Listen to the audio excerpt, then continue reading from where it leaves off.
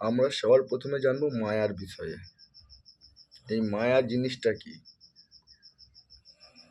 বা এই মায়ার পরিচয় কি? মায়াকে বোঝা কি অত সহজ? আমি বলবো সহজ, কারণ আমি মায়া মধ্যে ফেঁসেছিলাম, তাই আমি জানি মায়াটা কি। এই পৃথিবীতে যা কিছুর রূপ আছে সবই মায়া। তোমাকে যে ইমোশন দেখানো হয় সেটাও এক প্রকার মায়া, অন্যর কাছে ছেলে খেলা, বাট সেটা হচ্ছে মায়া। আমরা এই মায়াকে বুঝতে পারি না, চিনতে পারি না, কারণ এর সাথে শব্দ এমনভাবে জড়িত থাকে, কেউ যদি আমার সাথে মিথ্যে কথাও বলে যায় না, আমরা বুঝতে পারি না।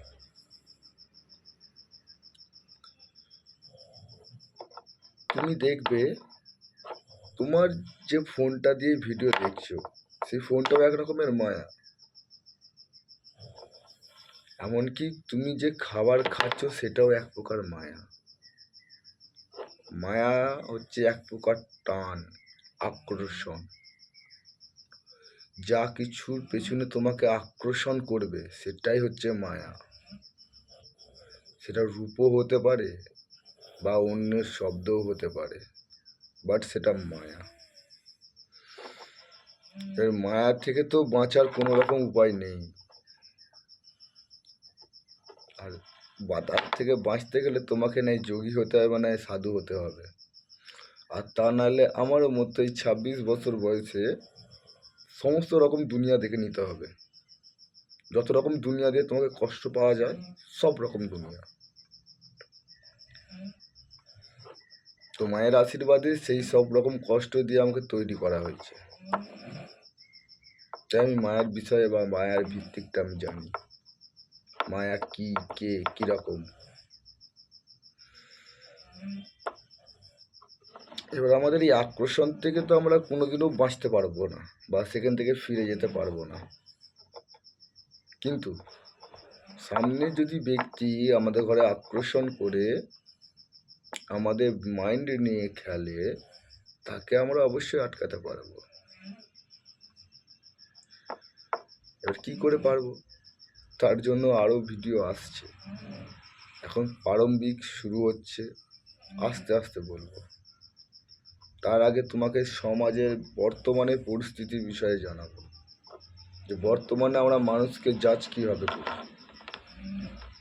কারণ আজ যদি বর্তমানের জাজ আমরা যদি জানতেই না পারলুম যে আজ বর্তমানে আমরা জাজ কী করে করি, তাহলে তোমার এই সব জেনে কোনো লাভ নেই।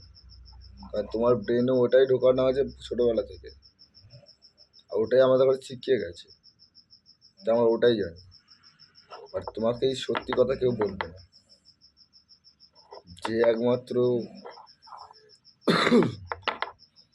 চাই যে তোমাকে ওই কি বলে না, যারা কষ্ট মিথ্যে কথা বলে, ধোঁকা দেয়, তাদের থেকে বাঁচার জন্য যে একমাত্র চাই সেই তোমাকে বলবে যে আমি যা খেয়েছি সামনের জনকে খেতে দেবো না।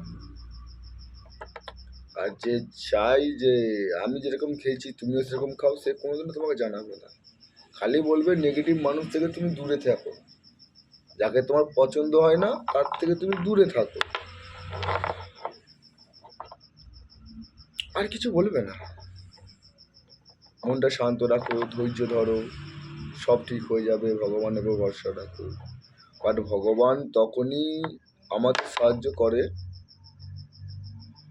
যখন তার দেওয়া প্রত্যেকটা কষ্টের বা প্রত্যেকটা দুঃখের সময়গুলো থেকে আমরা এক একটা করে শিক্ষা অর্জন করব, তখনই ভগবান তোমার সাহায্য করবে। তার আগে ভগবান একবার তোমার সাহায্য করতে আসবে না, কারণ সব কিছু তো ভগবানই পরীক্ষা নিচ্ছে, তো সে তোমাকে সাহায্য কি করে করবে সেটা তো বোঝার আছে। আমি একটা মানুষকে ধরো ভালোবাসি, এবার আমি যতক্ষণ না তার সামনে যাব না, তাকে আমি আমার ইমোশন দেখাবো না, বা তাকে যতক্ষণ না আমি বোঝাবো না আমি তাকে কতটা ভালোবাসি, সেই মানুষটা বুঝবে কি করে? সে তো একই রকমই থাকবে, বলবে না ওই ছেলেটা খারাপ বা ইমোশনালেস, বা অথবা দেখতে পারো যে তোমার বিষয়ে যে পাশ থেকে কেউ যদি নেগেটিভিটি দেয়, ওই নারদমুনির কাজ যদি করে, সে সেটাকেই ব্রেনে ক্যাপচার করে রাখবে। বাট যতক্ষণ না তার সাথে তুমি কথা বলবে না বা তার প্রসঙ্গে তার বিষয়ে তুমি জানবে না, ততক্ষণ তুমি তাকে চিনতে পারবে না। নমস্কার, আজকের মতো এইটুকুই।